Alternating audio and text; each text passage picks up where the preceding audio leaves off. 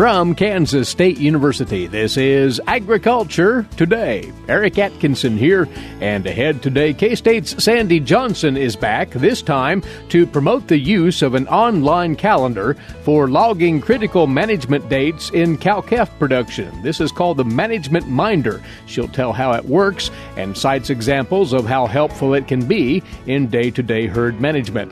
Then a segment of this week's Cattle Chat podcast from the Beef Cattle Institute at K-State. Bob Larson, Brad White, and Dustin Pendell are joined by K-State's A.J. Tarpoff. They'll discuss beef quality assurance training for producers and others along the beef production chain. And further ahead with his weekly commentary on rural Kansas, K-State's Gus Vander Hoeven. All this and more right here on Agriculture Today. Agricultural producers, landowners, and creditors, you have a partner in your legal and financial needs. Kansas Agricultural Mediation Services offers reliable, trusted information and guidance. Whether you need advice for ag credit concerns or are transitioning your operation to the next owner, Kansas Agricultural Mediation Services can assist you in making sound decisions for your business. To learn more, call 800-321-3276 or visit us online.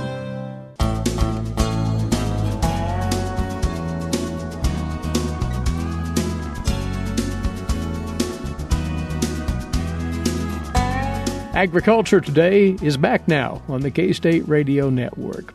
A few moments aside here for you cattle producers to consider a management tool that can prove quite handy for your day-to-day tracking of what's needed to be done on the ranch or the farm.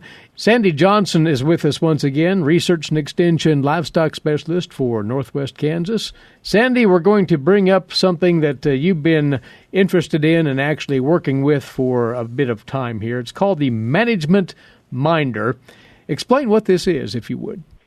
Well, essentially, it's a tool that allows you to put a production calendar that's tailored to your specific calving, breeding date, and essentially create a year-long production calendar that reminds you what things are coming up. And I guess the whole impetus to really do something like this comes from my reproduction background, in that often if we get things done timely, it really helps our reproductive response. And I argue that the most underappreciated day in the cow's year is the start of the third trimester. If I ask any group of producers when they started calving, they would quickly roll off, whatever that is, March 1st, May 1st, whatever. If I asked them when the start of the third trimester was, they could do that math and tell me that. But my guess is that that day rolls by in most herds with no notice whatsoever. And it becomes very important to keeping our cows on track from a standpoint of if she needs to gain body condition during that third trimester, in addition to about the 100 to 150 pounds of pregnancy she needs to gain.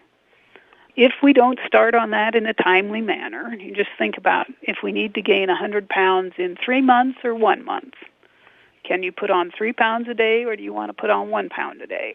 The 3 pounds of gain is more like a feedlot ration, and 1 pound a day is something we can do with our typical cow-calf type forage resources. And so the timeliness of that to getting this cow ready to calve as well as come back and heat and rebreed in a timely manner is just so key. So the number one thing this tool does is tells you when the start of that third trimester is, so that you can body condition score those cows, adjust their ration as needed. So that is a priority, clearly, but it's not the only benchmark point in the calendar that this will track, this management minder. You can apply it in a number of other additional ways, right? Right. We have a whole list of things, and, over the years of our extension work, producers probably have been exposed to the list of things that, now's the time to focus on this, or this. Well, that may or may not fit the timing of your operation, as we're trying to put those general recommendations in there. So this is time to your operation, and it might be to remind you to start evening feeding prior to calving, might be to remind you to make sure to pick up all the necessary things you want to precondition calves, schedule things with your veterinarian. Those are not rocket science tasks, but in the busyness of our day-to-day lives, sometimes we don't realize how quickly certain dates are approaching, and it just helps us keep those things in front of us so that we're not either putting something off a day because we had to go to town or we couldn't get what we needed in terms of supplies to do something. Tries to make your operation more efficient. And, you might think of it as your personal assistant for the cow herd, trying to keep track of dates. And, another one I've even frustrated that I can't remember if I want to start an IGR in the mineral.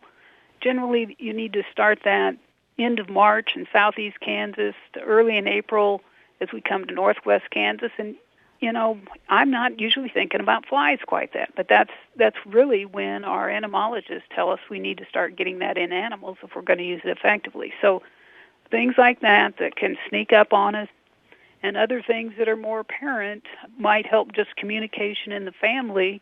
There's a calendar that says when calving is going to start or when breeding is going to start, because we know certain things happen, and it helps us communicate not only with the team that manages the beef herd, but with other members of the family. So it helps you stay on task with your cattle herd management. And Sandy, exactly how can one employ this? They can go to the ksubeef.org website and find the link to this management minder. But do you then from there input your own information? How do you make it work for you? Yeah, so this is a joint project with Iowa State. And so when you follow that, you can type in KSUbeef/management minder, and it'll take you to our site at the Iowa Beef Center where this is housed, and you'll create an account, and that allows you, by creating an account, you can share that, say, with your veterinarian, other members of the team, and you can also essentially roll it. If you set it up for 1 year, you can roll it over to the next. And so when you first go there, you create an account, and then you can come at it one of two different ways. You can essentially accept a lot of the things that I have for certain aspects, like everything that's on this breeding calendar for cows or for heifers. And then, for example, everything might include an AI program, but you can simply uncheck the things related to category AI very easily, accept the other things, save it, and it's added to your calendar. And by that I mean you will receive an email with this file with an ICS extension, which calendar programs such as Google, Outlook, and Yahoo can read, and you import that into your calendar. So it really is easy to customize this to your particular herd needs and tasks at hand. Right. You can select things that you want. For example, there's something about planning a spring burn. Well, probably I'm not going to include that on a typical western Kansas one, but would be a part of our eastern Kansas herds. So, you pick what things are appropriate and add those things to your calendar. Excellent. And it's as simple as going to ksubeef.org and click on the Management Minder link there. There's no cost to this service whatsoever? That's correct. It's free to use. Let us know how it works and how we might make it work better for you. We don't have a big budget for beta testing people, and so we've been tweaking it as we get suggestions, and we continue to try and be responsive to what our users tell us. Again, by name, it is Management Minder, and ksubeef.org is your pathway to reaching and then utilizing this very fine organizational tool for you cow-calf producers to use in your day-to-day management and tracking what needs to be done on any given day or week.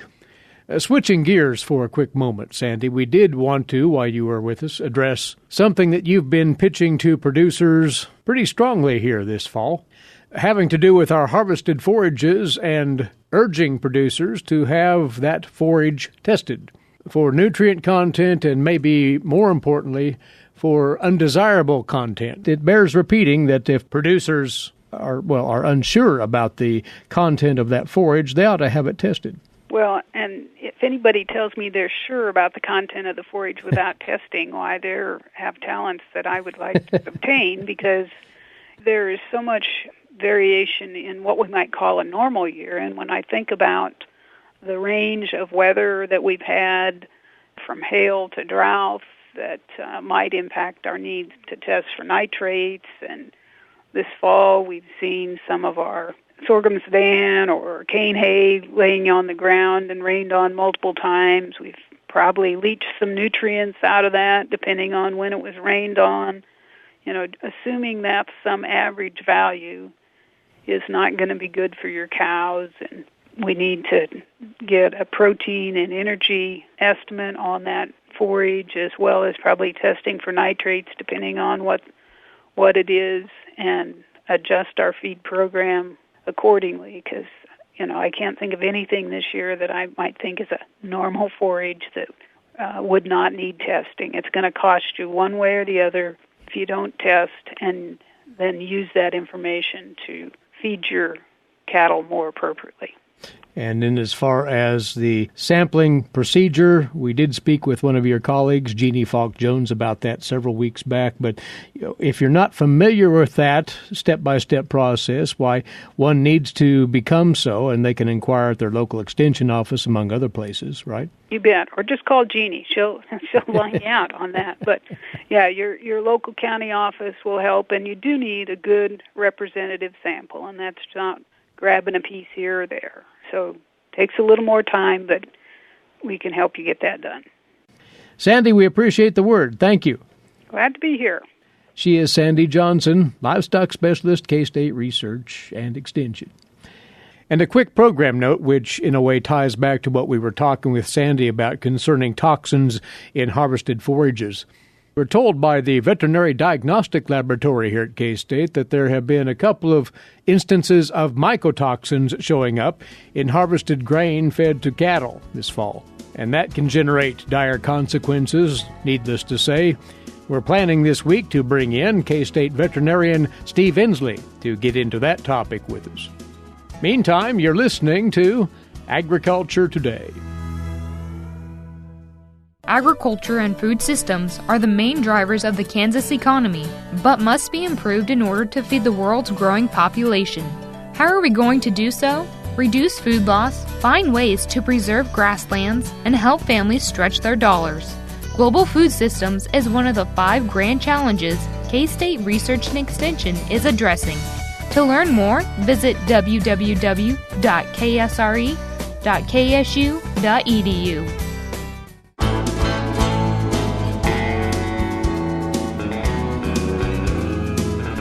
Next up on Agriculture Today, something more for you beef cattle producers, a look at the Beef Quality Assurance Program, that formal training for you producers, for veterinarians, and everyone else involved in cattle production, marketing, and processing. This was one of the central topics on the latest Cattle Chat podcast from the Beef Cattle Institute here at K-State. On board this time, K-State veterinarians Brad White and Bob Larson and livestock economist Dustin Pendell. Plus, they were joined by K-State beef veterinarian A.J. Tarpoff, who has been serving as a lead BQA instructor throughout Kansas the last couple of years. Here's Brad White to lead things off. We're going to have a chance to visit about beef quality assurance, why it's important, who participates in that industry, talk a little about the BQA certification program. So, AJ, we're happy to have you here with us today. Welcome. Yeah, pleasure to be here. It's been a number of years that beef quality assurance was something that a few states did, but it wasn't really a national program. When did beef quality assurance really take off as a focus that the beef industry really move towards? The main focus happened in the early 90s, where we kind of got a coordinated effort on a national level to be implemented by each individual state as these beef quality assurance programs. And what really hit home is, as an industry, we realized that we were leaving a lot on the table, and we had some inefficiencies that we needed to overcome in our industry, and it was ultimately better, and we were producing a better product at the end of the day, so we can actually sell and promote more pounds of beef at the end of the day. What do you mean by the inefficiencies? Specifically, the way it really started was injection site lesions. Okay, so that is where we changed the injection site location on these cattle. Instead of given the shots in the back hip, that had been done for years and years, we changed that injection location to the neck. Okay, a very specific location in front of the shoulders where if we are giving an injection into the muscle, we're not going to have any lesion in that muscle.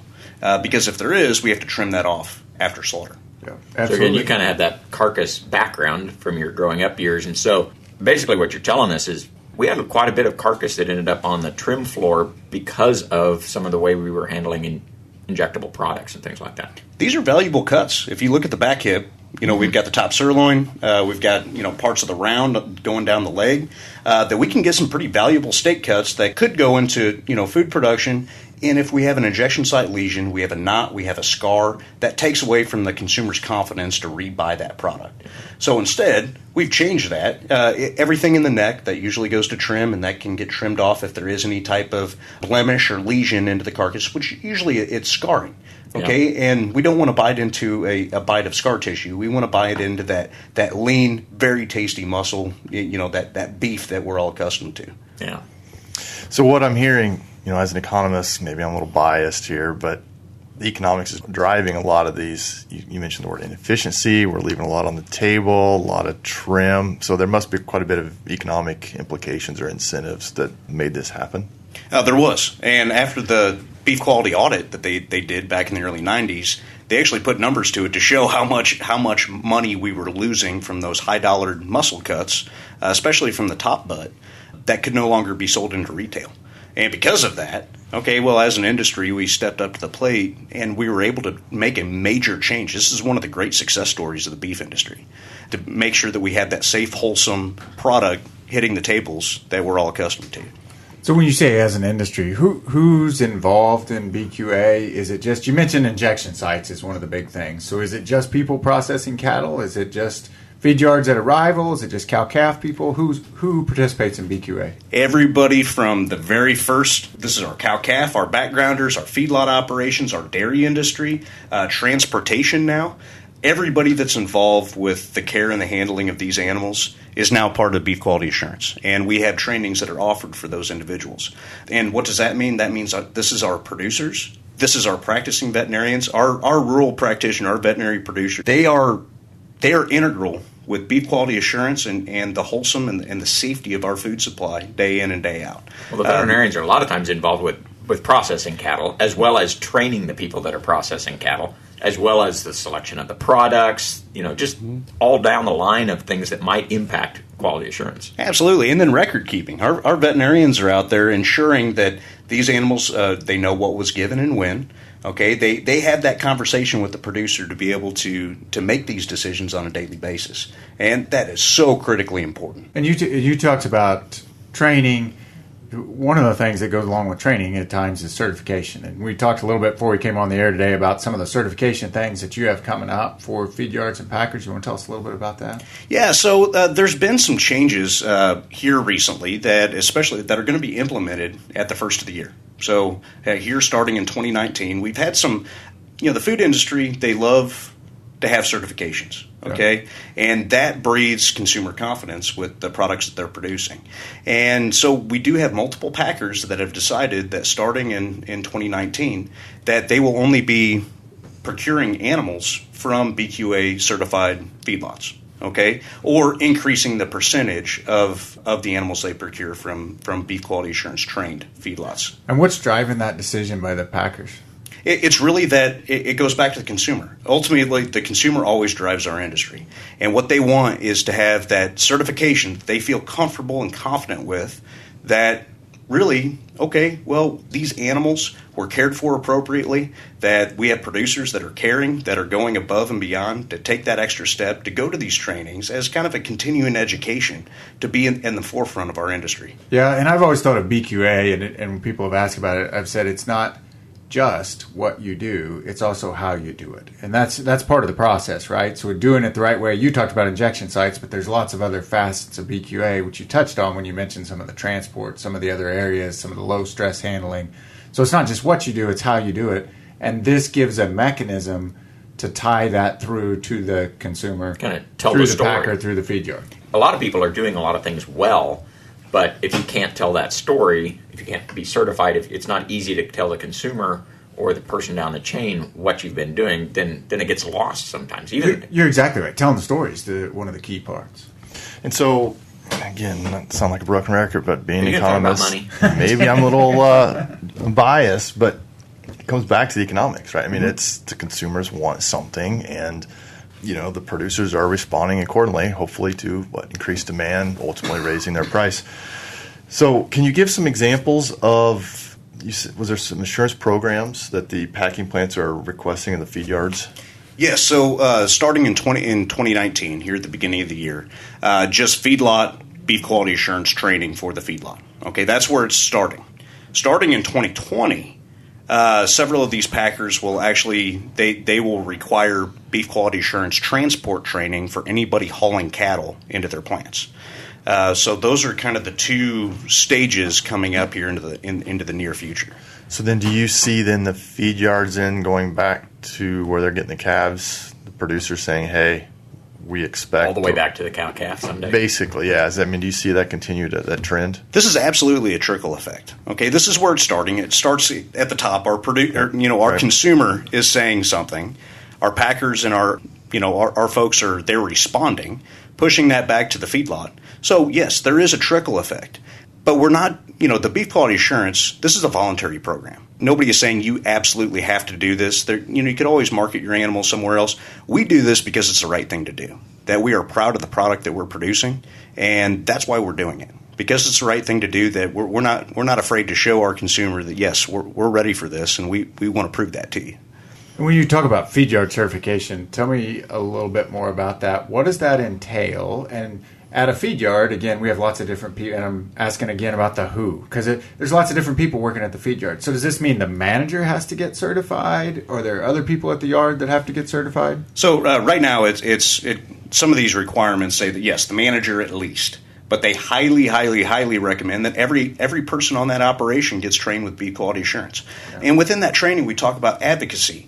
We talk about the basics, the heart of BQA with the injection site to ensure pre-harvest harvest food safety, withdrawals, things of that nature for any animal health product that we're administering. But biosecurity practices, things that all of our operations can use. We discuss some of those aspects. Cattle handling and care. Okay, what do we do if we have a snowstorm? Okay, what kind of backup plan do we have? These are all things that we can go through those. And then basic, cattle care, doing the chores, ensuring feeding on a daily basis, of these high quality feedstuffs that we can document and we can keep track of. The one thing is we do have an online certification that you could do at any time. If you go to bqa.org, we can always get registered and you can do the full training modules online. Go online, you go through all the modules, you will receive your certification right there. And so BQA. You say org was the ORG. Website? ORG. Okay. Yep. And how long is that certification good for? They're good for 3 years. 3 years. So this is that continuing education. Every 3 years we update it. We talk about different topics that we get a little extra each time we do it. Yeah. So that's a good thing to know is if you are BQA certified, but it's been more than 3 years ago, it's time to do it again. Yeah, absolutely. Get back and we can go to the next step, right? Excellent. We want to thank you for joining us. We want to thank the Kansas Beef Council for sponsoring this episode. They also sponsor these BQA training sessions and help with providing that education to the producers, making sure we're doing the right things. Along with the BCI's Dustin Pendell, Bob Larson, and Brad White, K-State beef veterinarian A.J. Tarpoff. Take in the entire podcast at beefcattleinstitute.org. Again, that's beefcattleinstitute.org. You're listening to Agriculture Today. What is radon? Home exposure to radon gas is the leading cause of lung cancer death in the United States for non-smokers. In Kansas, 1 in 4 homes will test at or above the EPA action level. The Surgeon General recommends all homes be tested and fixed if necessary. Visit kansasradonprogram.org for more information. Test, fix, save a life.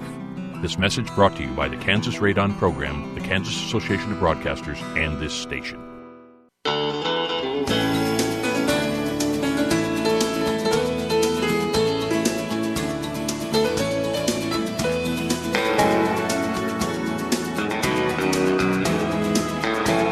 Agriculture Today continues now here on the K-State Radio Network. And again, glad to have you along with us. Eric Atkinson here. Now, today's agricultural news headlines for you, courtesy in part of DTN. Well, the chairman and CEO of Archer Daniels Midland said yesterday during an earnings call that it's possible China may not need to buy U.S. soybeans before early harvest arrives for Brazil's soybean crop. Juan Luciano, responding to an analyst's question about possible U.S. soybean exports to China in the next few months, said there remains a question of whether China will need to come in and buy U.S. beans before Brazil can start supplying with its new crop. The reality is the window is getting shorter, and China is finding ways not to use U.S. beans, in Luciano's words. Early harvest in Brazil could make it so China doesn't need to shift to the U.S., he added. His comments reiterate a similar take last week by Bunge CEO Soren Schroeder, who also told analysts that China has lowered its protein inclusion in livestock meal and that China could supply themselves with Brazil and Argentina beans without having to return to the U.S. in case there's no resolution to the trade situation. Now, those views come after the USDA's office in China lowered China's overall soybean import estimates 9.5% to 85 million metric tons. Brazilian farmers, meantime, have reportedly planted as much as 60% of their crop, which is a record pace at 19% faster than their 5-year average for planting. That's according to the consulting group there, Ag Rural. Soybean harvest could begin in some areas as early as late December.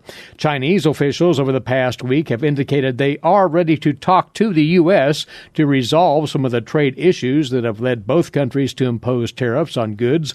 President Trump and Chinese President Xi are expected to meet at the global talks in Argentina later this month. U.S. soybean outstanding sales to China are at 693,000 metric tons for the current marketing year.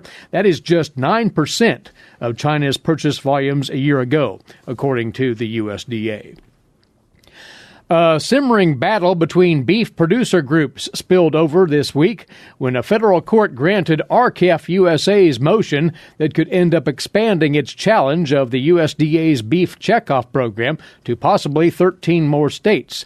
The latest court action resulted in a stinging response from the National Cattlemen's Beef Association, which called the group a puppet for animal rights activists and pushed back against accusations that the money in the beef checkoff marketing program was being misused.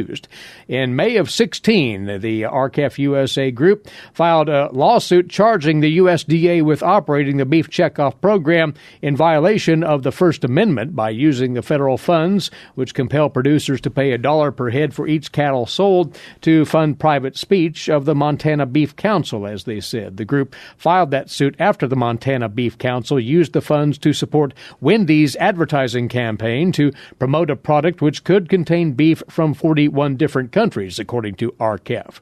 It argued that the checkoff fees were being used to convince consumers that domestically raised beef is no different than foreign beef produced under less stringent procedures. Courts have upheld the preliminary injunction temporarily blocking producers from paying for the advertising campaigns of the Montana Beef Council without first obtaining their consent. At the request of RCAF, the court on November the 5th granted a motion to proceed with its case, seeking a permanent injunction against the USDA, and if successful, the injunction would likely cover cattle producers in additional states. Now, the 2-page order by Judge Brian Morris of the U.S. District Court for the District of Montana has set a teleconference between the parties that is to take place later on today. This is 1 year in which USDA's November crop yield estimates could differ significantly from the October estimates, especially for one crop in one area, according to a USDA analyst. Here's more from the USDA's Gary Crawford. Normally, the USDA's November crop production estimates are very little changed from the ones in October. But, every year's unique. Maybe this is one of those years. We did have some unusual events. USDA Outlook Chairman Seth Meyer, what he says there may definitely apply to one crop in one area. We'll pick up any unfortunate events like the hurricane crossing Georgia, where cotton bolls were open, so we'll get a better assessment at least of what the accumulated impact is on that cotton crop. So Again, we'll get information, and we always get maybe some unusual harvest information at this time of the year. And this time the cotton crop storm damage estimate will not be a quick subjective assessment. This will actually be out in the field, taking a look at here's what we thought yields were before the storm, here's where yields are after the storm. These cotton and other crop estimates will come from USDA's Statistics Service. Seth Meyer's Outlet Board will take those along with market and trade information to produce a supply, demand, and price forecast report. Both reports out at noon Thursday. Gary Crawford for the U.S. Department of Agriculture, Washington. And the controversy over the administration's plans to move two key USDA agencies has taken yet another turn, with an internal department official set to look at the situation. The USDA's Inspector General will look at whether the USDA followed proper steps in its plan to move the Economic Research Service and the National Institute of Food and Agriculture outside of the Washington, D.C. area.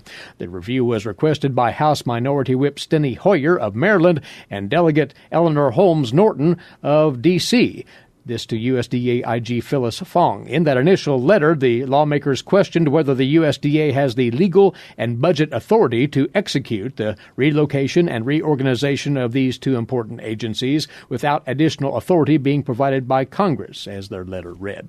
While agreeing to review the matter, the Inspector General said it would focus on two issues raised by Hoyer and Norton. First, it will determine the USDA's legal and budgetary authority to execute the realignment of the ERS under the Office of Chief Economist, and the relocation of the ERS and NIFA offices proper. Quick note for you cattle producers. In anticipation of the calving season, K-State Research and Extension will be hosting a series of calving schools from November into January. One of those is coming up right away. The program will outline the normal calving processes as well as tips to handle difficult calving situations. There'll be tips on how and when to intervene to assist the cow and how those times may be different when dealing with young heifers, and a lot more to the program. Such topics as proper bull and heifer selection and EPDs, winter cow nutrition, and injection site management. The first of these is set for a week from tomorrow, November the 15th. That'll take place in Goodland.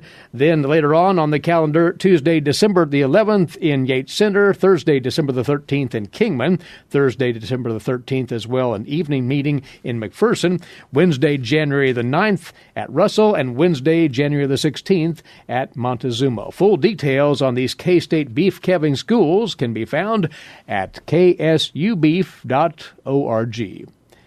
We'll return shortly here on Agriculture Today. Have you ever thought about where your food comes from? If you're thinking the grocery store, think again. Facts show that the American farmer feeds more than 129 people. They are continually increasing and improving their operations. A wide variety of crops and livestock are grown in Kansas as well as the United States, providing food to your dinner plate. Next time you see a farmer or rancher, thank them. For more information, contact K-State Research and Extension.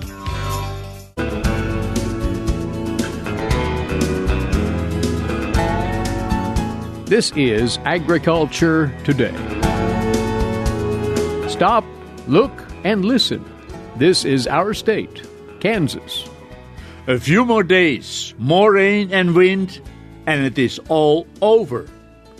That's Gus Vanderhoeven of Kansas State University with comment on life in rural Kansas.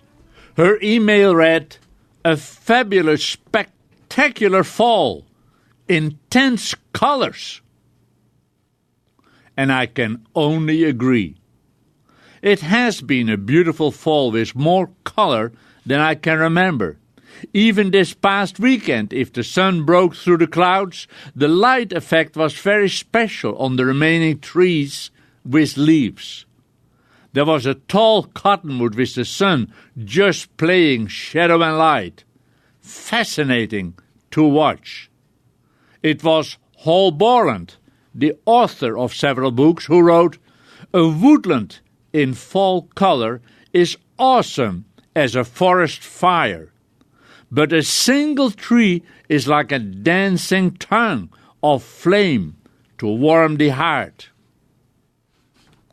A few more days, more rain and wind, and it is all over. We will have to wait another year to enjoy the fall color spectacular once more. It's one of the 4 seasons, and I love it. Of course, we in Kansas do not have the forests like forests that are up north and New England. In the northeast of the state, we can celebrate the maples in color, and people do. But for our state, it is the selected and planted trees in our towns, parks, streets, and in people's yards which create the colorful display. It is in those trees and shrubs we notice. Of course, we have our prairie grasses with orangey color this time of the year.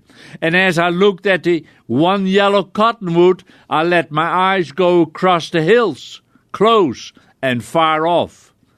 They were ochre brown, depending if the clouds let the sunlight through. This fall, the conditions for good color were just right. We had rain and a cold spell, even a frost. The shorter days kicked in and the leaves responded. Less chlorophyll produced and the green starts to fade. Depending on the tree and the weather, the sugars are locked up in the leaves. The hard maples give us good color. Think sugar maple. And this brings up a point. For those interested in a colorful yard, this is the time to walk the nursery or garden center and take note of which trees give the color as well as which shrubs. One thing to notice is that any color, but especially yellow, sets off against the green of evergreens which dazzle even more. My case in point is that a long time ago I planted a few golden rain trees. I see them as a 4-season tree. They bear the yellow flowers, the balloon-type seed pods, and have the fall color. But I must be honest, they can be a pest. As I said, I planted a few years ago. I planted them in and among my windbreak of cedars. As they grew tall, they have produced seeds and literally spread those seeds among the trees at their base.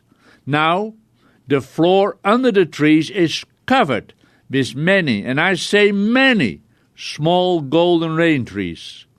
When you walk the trail, the path through the trees, and the sun is shining, the floor reflects an orangey, yellow, bright color. It's awesome. I'm not pulling those small trees out. They have to fend for themselves. I enjoy the show. I noticed 2 deer bedded down among the leaves, barely visible.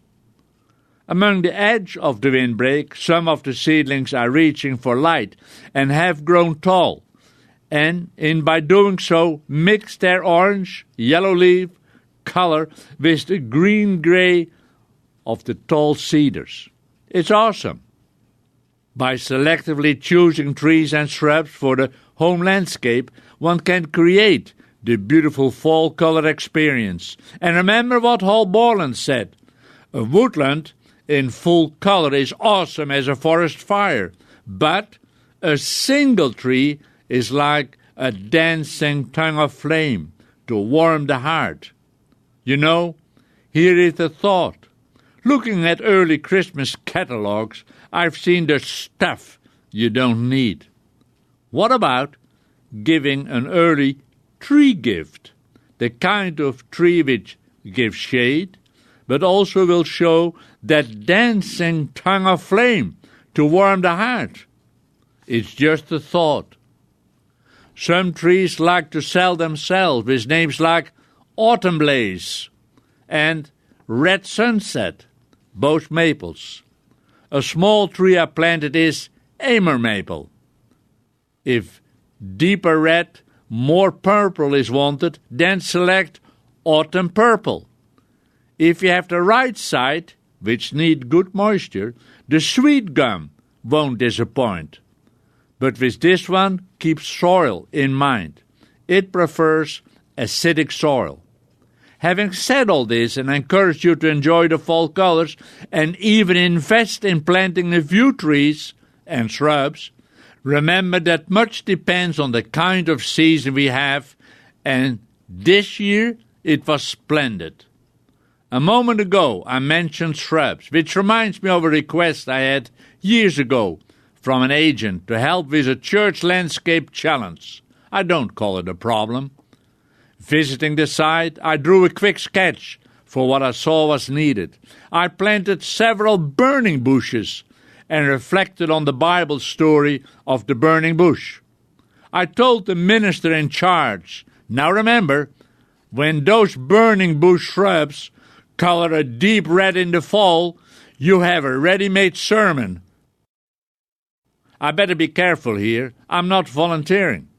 But yes, I am encouraging you to enjoy and plant for fall color for years to come. If you enjoy the color as much as we have here on the hill, especially this year, it's well worth the trouble and expense. Gus Vander Hoeven of Kansas State University with his weekly commentary on rural Kansas. As always, thanks for listening in. Eric Atkinson here for Agriculture Today over the K-State Radio Network.